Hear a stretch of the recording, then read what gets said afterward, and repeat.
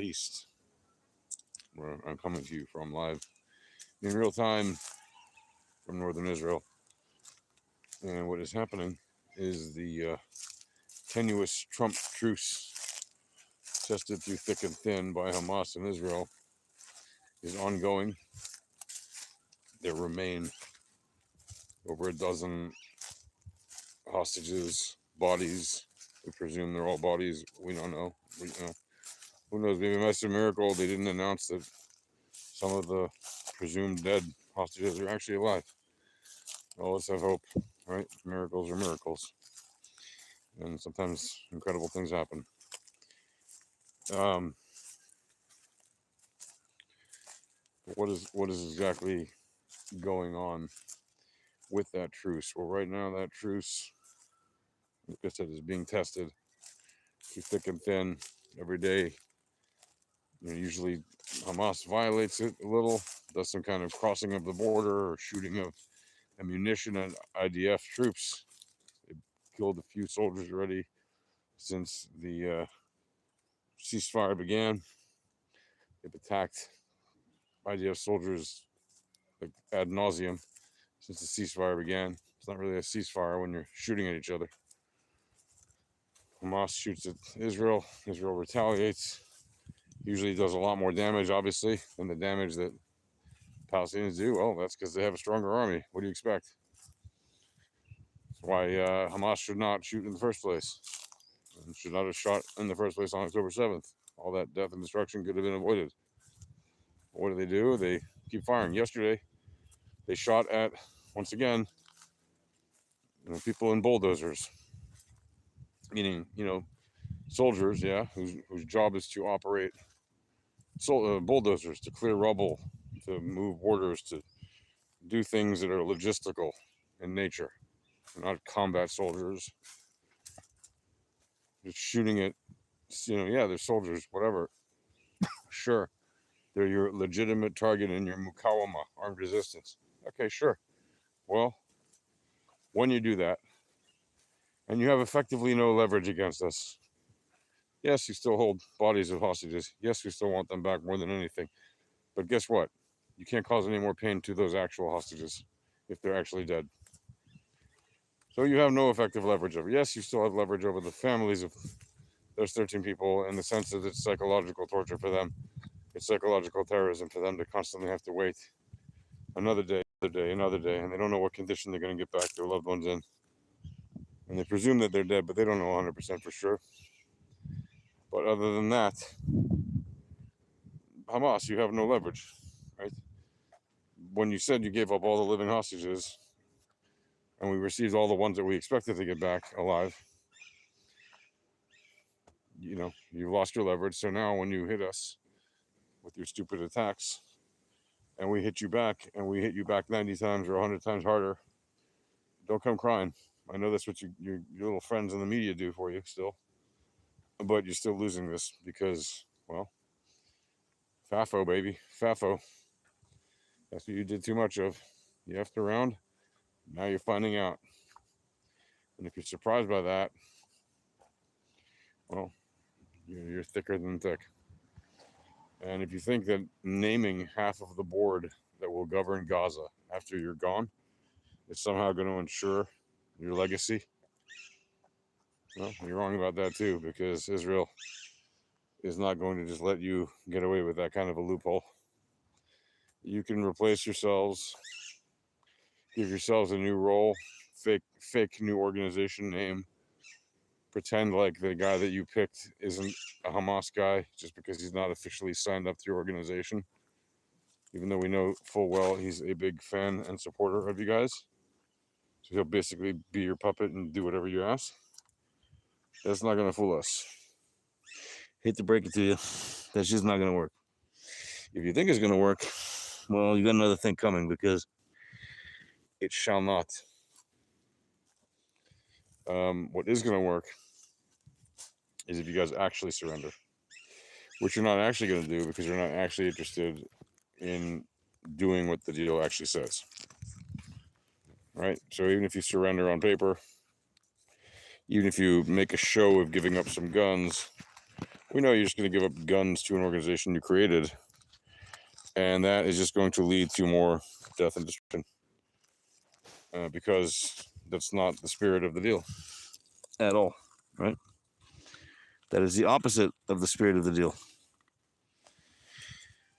right? We know. We're fully aware of the games you're trying to play. You're not so special.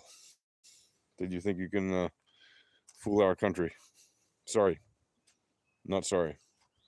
Hamas. You guys need to lay down your arms and surrender and leave the scene politically and not return to it. That is the cost of this war. You brought this upon yourselves. This is what you brought down upon your own head for no reason. You thought you would derail Israel's forays with peace with Saudi Arabia. Guess what? MBS does not care about your cause. He hasn't cared about your cause in a long time. He said so publicly. He said so to reporters anyway, doing interviews with him, whether it was in a public setting or one of his fancy, luxurious palaces or something. It doesn't really matter. Point is, he said it to a reporter who reported it. He has been open about the fact that he wants to make peace with Israel and that he has to wait for the right political timing, which is a two-state solution process underway. Well, what does that mean? It means there has to be no hot war and that we have to be actively engaged in some kind of discussion or process to make a two-state solution. No problem. We can actively engage in that process and make peace with the Saudis and then hopefully get the peace with the Palestinians at some point, hopefully sooner rather than later. We'd like nothing more than that, to be honest. But it means they have to live in peace with us. They can't just want to fight us and kill us and destroy us, which is literally everything they say they're going to do. Like, if you don't listen to the threats of your enemies, you're an idiot. And if you don't listen to the threats of your enemies after like the 10,000th time, you're not just an idiot. You're basically dead anyway. You haven't a brain. You haven't anything between your ears to save you from the inevitable destruction that awaits you at the hands of your enemies, who warned you they were going to destroy you. So, if you actually want to survive in the world in which we live, number one thing you can do is to not take your enemies lightly. Don't ignore their warnings. Don't think that just because they said it on TV that they're just acting. When they warn you they're coming, take that warning seriously. If you believe you know better than their warnings, look at the people who most trusted them and most laughed off the threats of, oh, they're not serious. They don't really want to kill. They want to live in peace with us. We just don't understand their culture. Look at the people in all the kibbutzim and moshavim and towns that got attacked on October 7th in Israel. They were the most left-wing Israelis, or among them, yeah? They were part of that group of the most left-wing Israelis. They would literally go out of their way to donate things to Palestinians, right?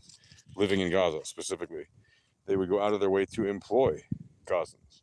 They would go out of their way to bring Gazans food aid and medical aid and bring them to hospitals in Israel. All for what? What do you think they did that for? Just for giggles? Just for laughs? No, they were literally building bridges to know these people. They would invite them over for dinners.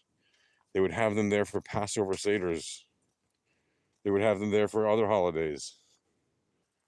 The most sacred, cherished times that Jews spend with their families, they would invite Gazans to share in those customs and traditions, which are very beautiful and very inclusive of all kinds of people, make them feel welcome no matter who you are. And what did those people get in return? Those peace-seeking left-wing Israelis who wanted nothing more than to build bridges of peace with the very people that we're living across the fence from them in Israel, right? What happened?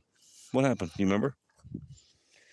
They got lied to, they got backstabbed, they got tortured, raped, burned, mutilated, killed, and kidnapped and injured. People often forget, in addition to all the death and destruction, people didn't just die or get raped and killed and captured. People got injured. More than 7,000 people got injured in Israel on October 7th. 7,000. That is a huge number, right, for Israelis to be injured in one day. It's an enormous number.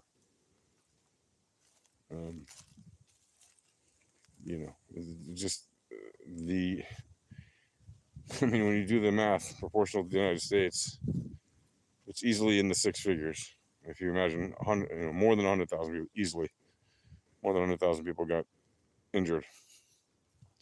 And when I'm saying injuries, I don't mean like, oh, a little boo-boo, like, or you scraped your finger. I mean like injuries that required medical attention, right?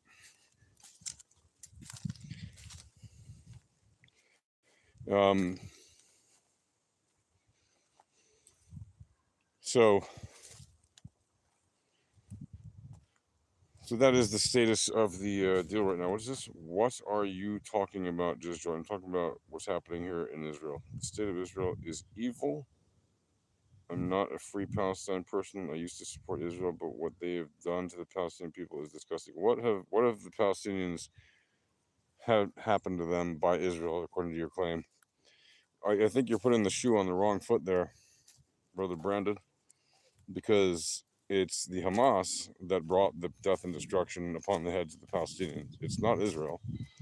Israel is responding to attacks by Hamas. That's what they've been doing. Hamas hides behind innocent people and they shoot rockets at Israel. Israel tells people, get the hell out of the way. We're going to bomb this building. Most of the people leave. Hamas keeps, without telling anybody, a certain unspecified number behind. In most cases, they keep human shields without telling anybody. Israel calls them as often as possible, says, get the hell out of that building. We have recordings of people saying Hamas won't let us get out, so Israel does not attack those buildings. But when Israel has no way of knowing if there's actually civilians in there, and they've already seen civilians leave the building, and they give them their last warnings, and the Hamas guys stay in there for some reason, and they get attacked on purpose, right? Because they're the targets who shot at IDF soldiers. And then what happens is innocent civilians die. And that's exactly in the Hamas playbook, because now they get to have a newspaper photo that says, the Jews or the IDF killed innocent Arab women and babies, which triggers people like you into saying Israel bad, Israel evil. Israel's not evil. Israel goes above and beyond what any other army has ever done to make sure people don't get harmed. Name me one army that does as much to warn the combatants as well as the non-combatants of the opposing side to get out of the way because they're going to attack a specific spot at a specific location. Name me one army that gives away its element of surprise. Name me one army that willingly gives away its element of surprise in order to not harm civilians. Name me one. You can't, because it doesn't exist. Name me one army that vaccinates the children of the opposing population. Name me one army, bro. One army that has ever done that in the history of war. The only time it's ever happened is in this war, Israel vaccinating, the kids of Gaza against polio. Name me one army that feeds its enemies' population, even though there's absolutely zero obligation to do so. Name me one. Name me one army that's ever done that, apart from the IDF in this war. I mean, your claims you make extraordinary claims that Israel is evil. I bring you real examples of how they're not. And you're going to stand, I mean, I hope you're not going to, but you're going to stand on your conviction that somehow Israel is the evil one when we do literally things that no other army in history has ever done. What army has ever delivered the non-combatant to combatant kill ratio of 2-to-1 in the history of urban warfare. It hasn't happened. In fact, the only time it has ever been beaten, especially over a 2-year period, the only time that 2-year period stunning record of roughly 2-to-1, possibly even lower, but roughly 2-to-1, let's just give that estimate. The only time that's been beaten is in the 12 days of fighting between Iran and Israel this past summer, during the 12-day war, as they call it, right? When Israel was shooting missiles at Iran and Iran was shooting missiles at Israel,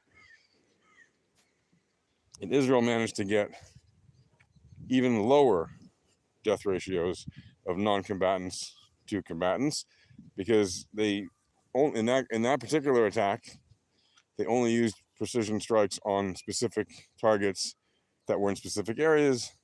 And guess what? They weren't surrounded by civilians. You know why? Because in Iran, they don't hide in hospitals and mosques and schools, right? And they don't hide their weapons in their homes. Did we target senior IRGC people and scientists in their homes? Yes, absolutely we did, because we knew exactly where they were. We knew that the threat of hitting other people around them was minimal because of the type of munitions that were used. We knew that the targeting was correct, and they went for it, and they worked. They were very effective. So in fact, that was the only other war in which the urban jungle non-combatant to combat ratio was even lower than 2-to-1. It was Israel itself beating its own record, right? The actual war endangered practically no regular soldiers, let alone IRGC soldiers, because pretty much the only ones that got hurt were the ones who were literally surrounding the targets, like the bodyguards. That's it. Every other soldier didn't even have to get engaged. Like, there was no on the ground fighting, nothing. It was just literally rockets shooting back and forth. And the Israeli rockets hit their targets, so they didn't hurt practically any non-combatants. But of course, the Iranian rockets, they're not as precise. They're random fire and forget systems, even though they like to claim that they're guided missiles. Well, they're doing a very poor job of guiding their missiles. And the only targets that they quote unquote hit were basically civilian homes and a hospital, which is not a military base. Israeli military do not use hospitals as military bases, unlike in Gaza, where they do. So the Iranians did not get a low non-combatant to combatant death ratio on the Israeli side. In fact, they hit everybody they hurt. Everybody they killed was a civilian, except for one guy who was an off-duty soldier, still in basic training, I think, as far as I know, or within his first year of Army service anyway, who was off-duty, and he was learning to be a medic. He was doing an online course, training course, exam, whatever, to be an Army medic. Literally, the guy's job was to save lives, and that's the one soldier they killed at home with his girlfriend, off-duty. It's ridiculous. So if you want to compare real stats, real figures, bring it.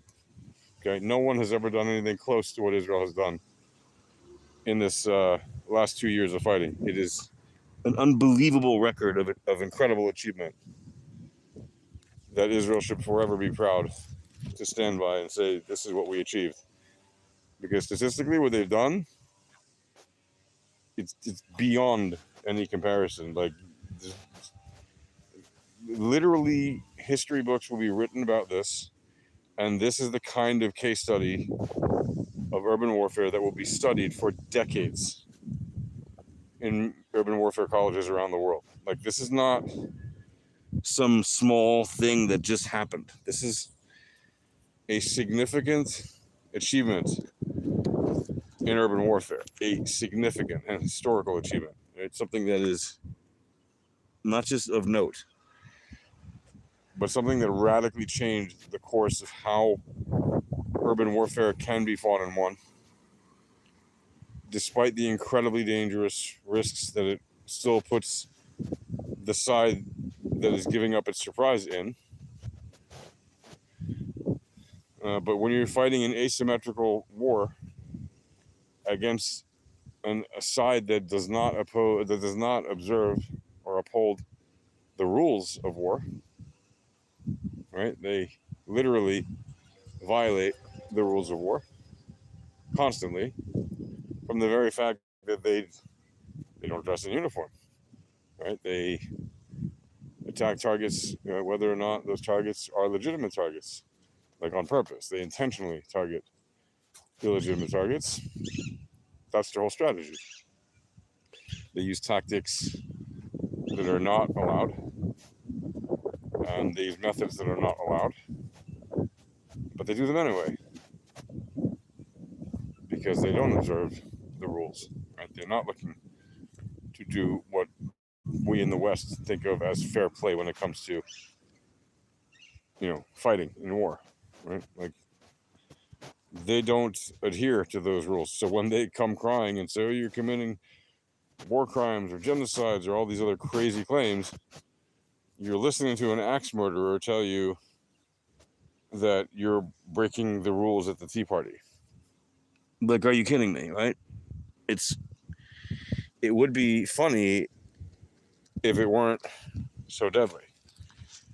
In fact, it would be freaking hilarious if it weren't so deadly. But it is so deadly, and it's not funny because they're just sick people. And Israel has to constantly fight such types of people. So, please, King Trump, long live Israel. Thank you for your MAGA Israel. Free bacon for Palestine. That's funny, Israel. Donald Trump freed Palestine, so why you guys keep saying that? Free Allah, free bacon. Yeah, I mean, I'm all, bro, thank you for your support, by the way. Yes. And I'm very grateful for what Trump has done for the situation here, even though I disagree with a lot of what he has done, even in the situation, like with regarding Iraq. I've spoken my piece about that. With regarding Iran, sorry, I've said my piece many times about that. I certainly explain it again, but I've explained it recently in recent videos. You can watch my previous streams for my take on Iran. But overall, he has done good. Yeah? And to not recognize that is to be blinded by hate or stupidity or both. Right? Like, I don't have to be a Trump fan to recognize it. In fact, I'm not a big Trump fan, like a MAGA voter or whatever. I didn't vote for him, but I recognize that he did a good job so far. I recognize he's not trying to actually be a dictator like everyone claims. Right? So far, he's not doing the dictator thing. And I know the left will say, but he's doing things that lead in that direction. He hasn't done it. And I literally last night was on a call with somebody said, like, I don't know, one of these debate online things. And somebody said to me, the Palestinians, people in America are being put in concentration camps. Now, as the child of an actual survivor of the Holocaust, I had to disagree with that. Because no, Americans are not being put in concentration camps. That's not a thing that's happening, right? Oh, but alligator Alcatraz. So you're going to take a detention facility in Florida, which is observing all the rules of law, feeding the detainees 3 times a day, giving them their legal representation, their legal rights, etc. And you're going to tell me that deporting them even to some other country, or even just keeping them there until you process them out and release them back home or whatever, you're going to tell me that that is equivalent to a concentration camp? Please. Okay, that is ridiculous. You're being an idiot if you believe that. Or you're just hating because you have a derangement in your head. And I don't know which it is. I don't really care. But if you are the kind of person who thinks that Trump is so evil, he's actually putting people in concentration camps, when there are people alive today who actually were in concentration camp and death camps, right? And there are people like me whose parents were, whose one or more of their parents were in places like that. And I heard all about this from the time I was a very young child. And I could understand these concepts because they wanted to make sure that I was taught this so that we would not forget. Never forget. never again, right? There's no comparison. It's patently, it's not only absurd, it is deeply offensive to anybody that has ever suffered that actual nightmare, and also to anyone who is a child or relative of anyone, like a close relative of anyone who's ever suffered this. And we know very well what they suffered because they've given us their testimony. They've spoken to us at length. They've had heartfelt conversations with us about it. We know the insane details, which I hope you never hear. But it is our duty as children of people who went through that to actually inform people like you, if you believe that somehow America is creating concentration camps. It's our duty to inform you that no, it is nothing like concentration camps. And if you'd like, we can discuss at length the actual horrors of real concentration camps and how they are, in fact, entirely different, diametrically opposed experiences to what people have suffered in places like Alligator Alcatraz, okay? Which is, again, an ICE detainment facility for temporary housing for people being investigated and processed out either by deportation or to be released and sent back home to wherever they were arrested. To make that comparison, to say it's a concentration camp, is insane. And that's the same kind of mindset you have to look at the situation in Gaza and say, oh yeah, Israel is responsible for all this death and destruction. When it's literally Hamas that to this day, even in the ceasefire, is constantly baiting Israel, attacking Israel, sometimes harming its soldiers, sometimes killing its soldiers, who are literally just manning the border per the agreement. And the Hamas are crossing the border illegally, sending civilians to cross the border illegally, which they know is going to cause death because the Israelis warn them to stop, and then they ignore the warning. They get warned multiple times. They keep ignoring the warning. Eventually, they get shot. That's how it goes when you cross the border without permission in a military zone. And if you're going to tell me, oh, they didn't know, they're just crossing a border, they didn't know that they couldn't cross, bullshit. There's no one in Gaza that doesn't know what the hell's going on in Gaza, okay? Unless they are literally mentally incapacitated and cannot, they certainly can't travel by themselves. So they're being taken by someone that they know, even if they are, even if there are mentally retarded people in a van who literally can't make that decision for themselves, there is someone competent driving the van who knows what's going on. There is someone competent crossing the border who knows what's going on. There are no exceptions to this. It's not a thing. We're talking about an area of 350 square kilometers, 2 million people, a little bit more, about 2.3 million people. By the way, the number has gone up since October 7th. It was 2.2 million. It's now closer to 2.3.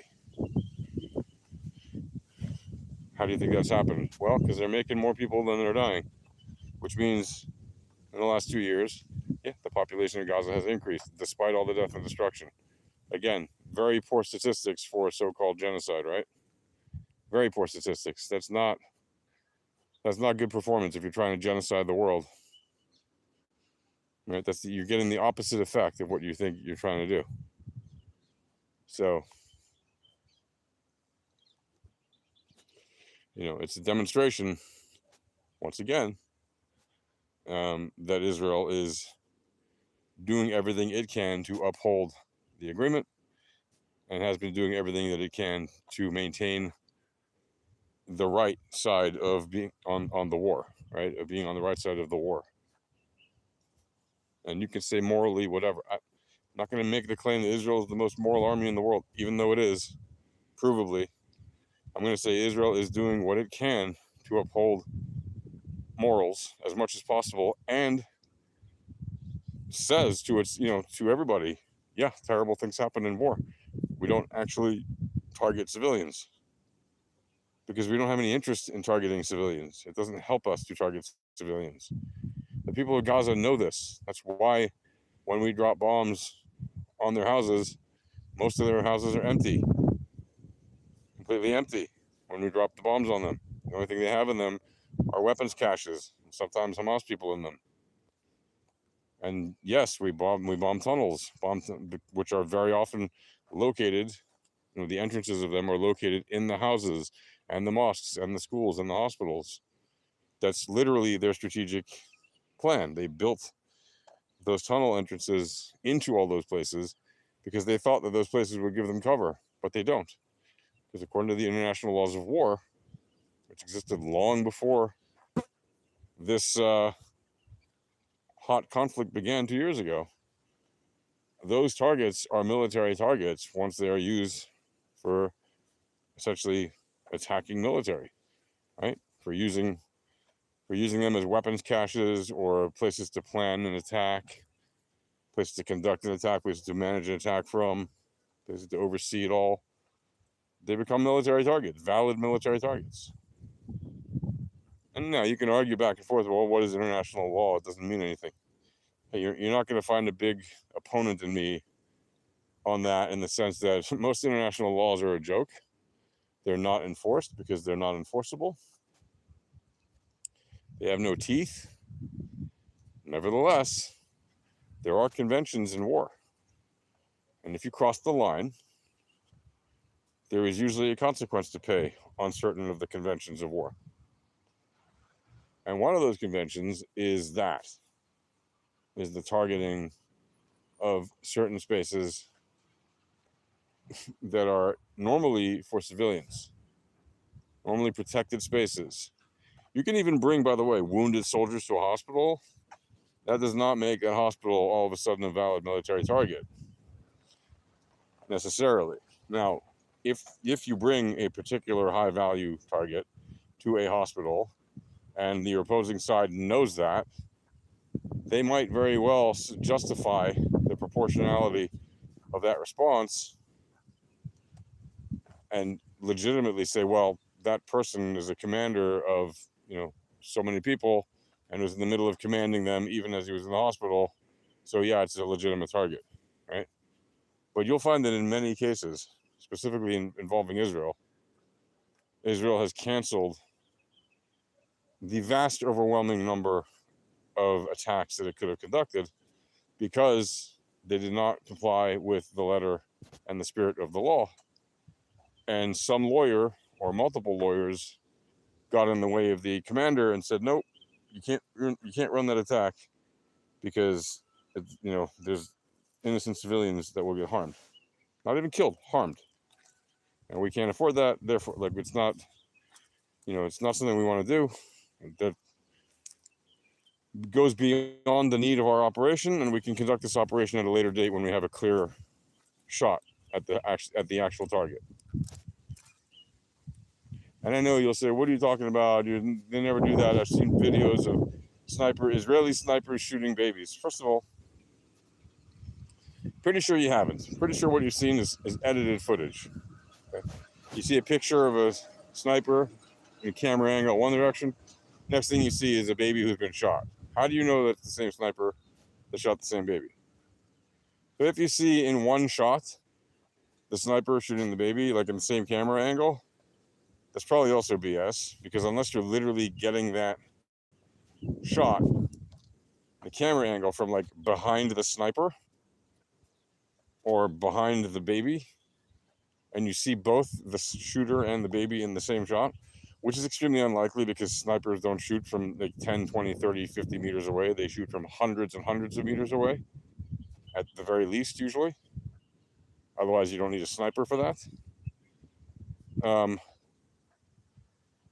You've been manipulated successfully by somebody with a video editor.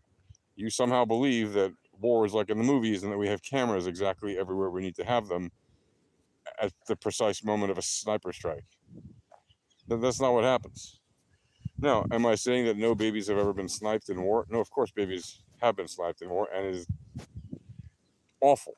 It is disgusting. It is horrible. And if it's done on purpose, it's evil. There's no reason to kill a baby, right?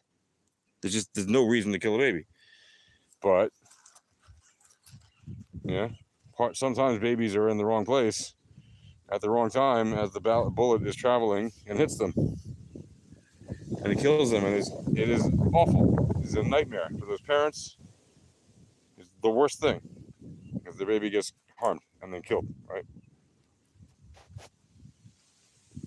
You gotta also ask yourself, why is the baby there? The context matters. I'm sure, and I know the baby's innocent. I'm not blaming the baby, of course. But why is a baby in such a situation in the first place? Right? If you have a baby and you're in a combat zone and you're told go to these other places where it's safer, you should go there immediately. You shouldn't stick around where it's dangerous for your baby, right? You should go to where the army tells you go, or this other place that's safe. And I know, you're gonna point to me and say, well, they gave them safe routes and then they shot at them. No, you can't actually prove that. And even if you can show me that once out of the last 2 years, something like that happened where the people were told to go somewhere and then the route was somehow bombed by accident, yeah, that you are telling me that an exception to the rule happened. So you're telling me, you're acknowledging the rule is that when the army tells you to go, you go and you're safe. But that one time, the army told people to go and they shot at the people going there. Whether it was intentional or not, you're giving me an exception to the rule. You're demonstrating that the rule is that people don't get harmed when they go through the safe passages that the Israelis tell them to go through. Ask the Palestinians living in Gaza, they will tell you themselves. Even the ones who support Hamas, they will tell you themselves. When the Israelis tell you to go to a safe passage, you follow their orders to be safe. That's all. I mean, that's all they need to say. That's all, folks. Right? Like, that is the demonstration of the evidence that Israel follows the rules. Israel gives clear orders when it comes to following the rules to keep people safe in combat zones. It does an extraordinary job. Is it perfect? No. Do innocent people get harmed? Yes. But does Israel do things intentionally as a strategy, as part of its overall bigger picture? Like, does the army or the government have a plan to harm as many Palestinians as possible? You'd honestly have to be crazy to believe that they do, considering the amount of available firepower that Israel has, and what they've unleashed on the country, of the territory of Gaza, and yet there's still people alive there, right? How many bombs do you think have been dropped on Gaza? And before that, how many people do you think a bomb can kill? A typical bomb dropped from an airplane by an Israeli jet fighter. It could probably kill 10 people easily, right? Just on average. I mean, obviously more. Just go with 10. Okay, how many bombs has Israel dropped on Gaza? Just from airplanes. I'm not even talking about bullets, grenades, other things like that on the ground. Nothing. No tanks, nothing. Just bombs from the sky. More than 200,000 bombs. 200,000 bombs times 10 people per bomb. Easy math. 2 million people should be dead. Practically every man, woman, and child in Gaza should be dead, according to those statistics. How many buildings have been destroyed or damaged in Gaza? According to anti-Israel numbers, right? Numbers of organizations who hate Israel. How many buildings have been damaged or destroyed? Survey says 70 to 90% of the buildings in Gaza are allegedly damaged or destroyed. 70 to 90%. Okay. Let's go on the low end, 70%. Okay. Low end, just to make it easy for you. On the low end, 70% of the buildings have been damaged or destroyed. What's 70% of 2 million people? About 2.1 million, 2.2 million people. Roughly 1.4 million people. So 1.4 million people in Gaza should be injured or dead, according to those numbers. Because people live and work in buildings. And if they weren't in their buildings, where were they? They were somewhere safer. Where? Where the army told them to go. In the safe zones. So they weren't dead. So they didn't die. Now I know there's people who believe that millions of Gazans have been killed. I know that because in fact last night I talked to somebody on one of these sites where you talk to random people and debate stuff and whatever. And in front of a whole room full of people that I was debating in front of online. They were telling me, yeah, there's 2 million Palestinians dead. They're all dead. There's only 2 Palestinians. Somebody told me there's only 2 Palestinians left in all of Gaza. What? If there's 2 Palestinians left, why would there be any? Why would they need half of the Gaza Strip for themselves? It doesn't make any sense, right? Why would the IDF still be there with any presence at all? What are 2 people going to do? The Israelis could just go and pick them up and ship them out to somewhere, or give them a nice house or whatever. War would be very over if there's only 2 Palestinians left in Gaza. The level of brain rot you have to have to consume that information in the first place and believe it. They believe that out of 2.2 million Palestinians, that all of them are dead except 2. And by the way, he thought that there were more than 2 million Palestinians in Gaza to begin with. Like many more. And that they're somehow all dead. Imagine the level of stupidity you have to believe that. That's what we're dealing with. We're actually dealing with people with that level of stupidity. It's very sad. I wish it were not so, but it is so. Maybe one day we will get to a point where those who have been brain rotted by decades and decades of Qatari propaganda and propaganda from other sources, but largely Qatar, and this, yes, the Soviets before that, but then Qatari afterwards. Hopefully we'll get to a point where the brain rot will evaporate. Whoa, you okay? The guy wasn't looking. What's going on with his bike? And then he walked into one of these things. He ran his bike into this thing. Boom, right in there. Because he wasn't looking. Why? Because he was looking at his screen.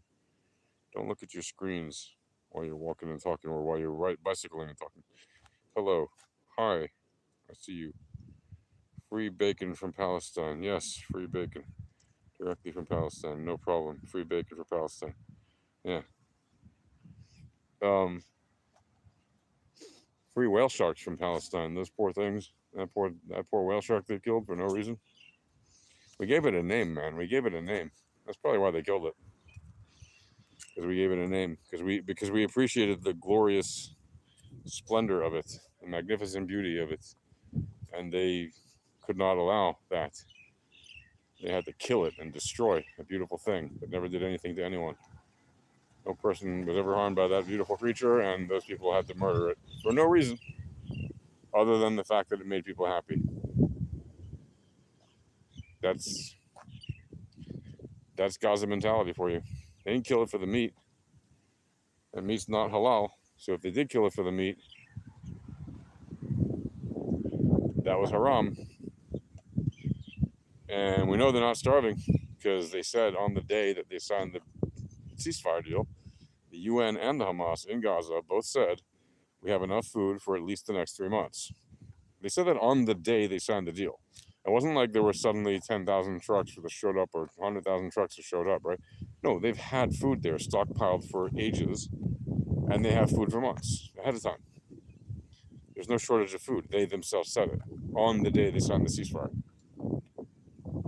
So what means you've been fooled if you believe that Israelis are starving Palestinians, and we've been telling you, no, we're not. And the Hamas and the UN kept giving you all these BS reports that if you read past the headlines, you would understand what they mean, that Israel is not starving them. They're just saying things in a way that makes you believe that that's the case. Then, yeah, congratulations, you've been propagandized. You've been manipulated by the propaganda that's anti-Israel. You've been manipulated by lies. And, you've been fooled. You might not like to admit that, but it's the reality.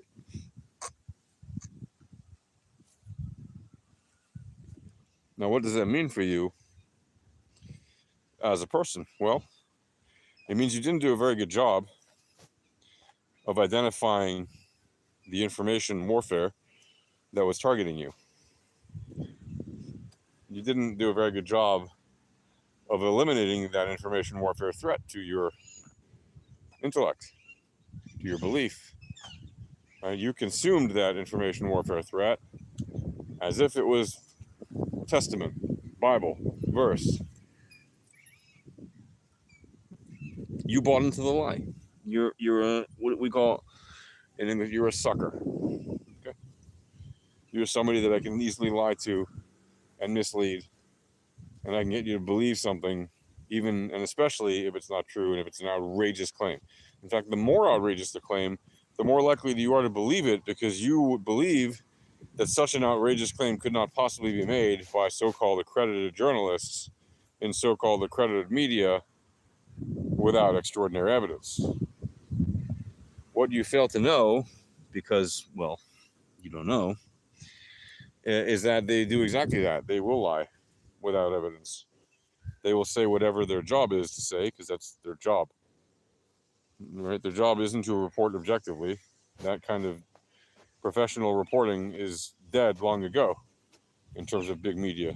It doesn't matter what country you're in. Like the United States used to have kind of objective media, but this was in the days pretty much pre-cable news, right? Once CNN hit the airwaves, it immediately began to rapidly change. And for some years, yes, you can say they were doing their best to be that kind of objective news source 24/7 thing, but they had the problem of always having to drive traffic based on news headlines. So everything had to be breaking news.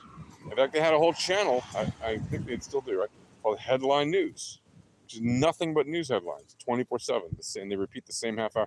They just update it as the headlines come in. It's constantly the same thing. Headline News, just half hour of news. Every half hour, they just repeat, and they just update it one story, two stories at a time, whatever. And whenever there's a big story, it suddenly changes everything, right? The CNN, the main channel, is always looking for the next headline.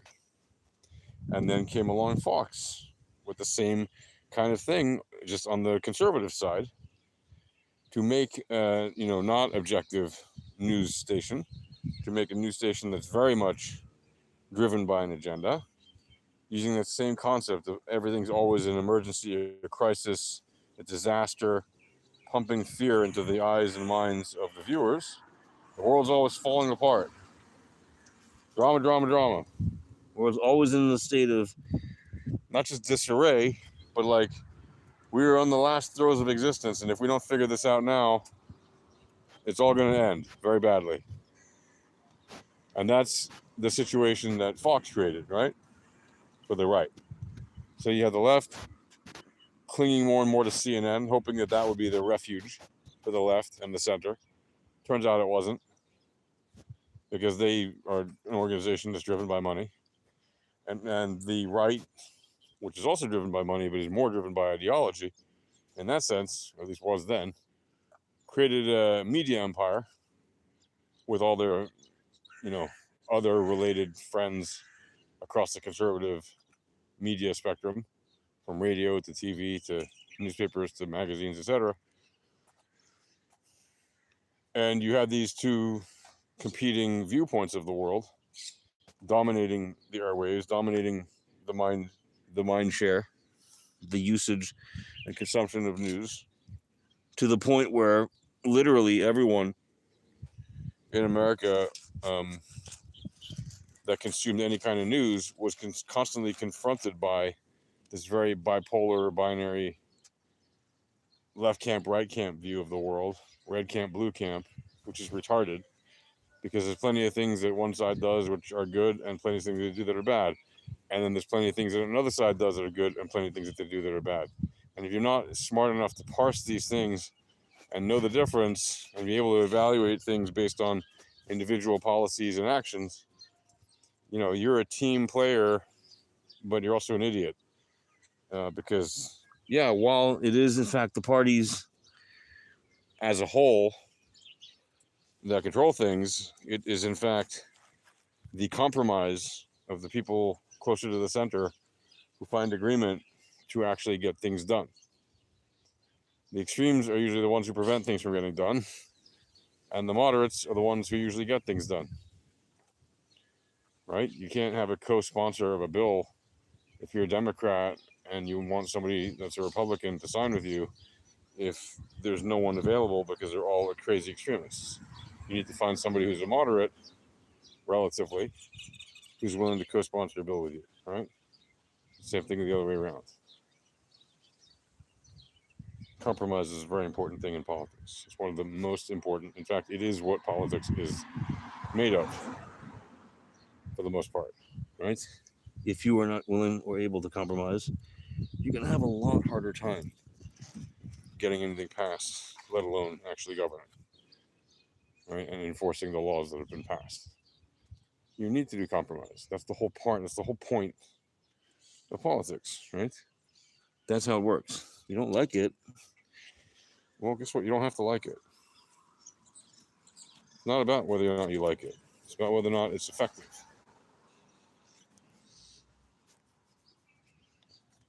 So consider that. Remember that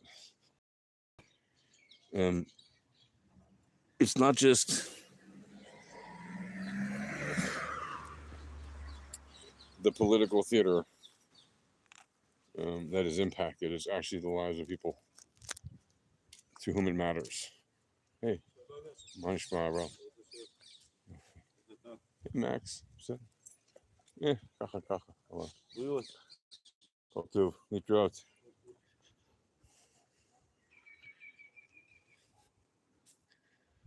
A man and his very large dog. Is a great dog there. Yeah, so don't fall for the media circus. Don't just believe one side. What's your best life advice? My best life advice is do good. Do good. And leave the world a better place when you left it than when you came in. Along the way, try to do things that are relevant to the time and place you're living in. So if you're living these days in 2025 and looking for things to do that are interesting and relevant, if you're able to work with some kind of tech situation that is relevant to today, whether it's AI tech or crypto or some other kind of useful tech that can actually positively impact people, why not? Do it. If you can't, find something else. Always find something and do something with it that's positive. That's my message. Do good. Be good and do good. And leave the world a better place than when you came in. When it's your time to go, make sure you did whatever you could. Even if you fail at actually making it better, at least try. Give it your best effort to make the world a better place than when you came into it. That will make a world of difference in how you do things and what you accomplish and how you are remembered. And more importantly, the values that you impart to your loved ones, whether they be friends or relatives, or both, colleagues, so they not only remember you positively, but they internalize and do good things themselves to keep spreading that. So your one person can make an impact that can affect many people, like a chain reaction. That's what I think. I hope that answers your question. That's cute. Thank you for the question. What do I think? I'm sharing with you what I think. I think a lot of things. That's why I put these videos out, because I have a lot of things to think and share. So I hope that was helpful to you. And I hope that will help you get through your day with more interesting content consumed by you.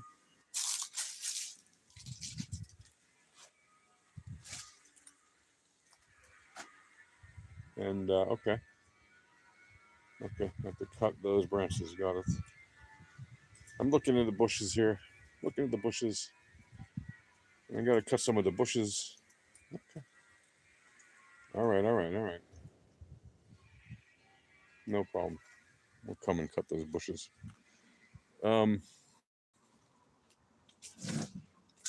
Yeah. The world is good, all in all. It should get better. It's not perfect. We have to make it better. It's up to us.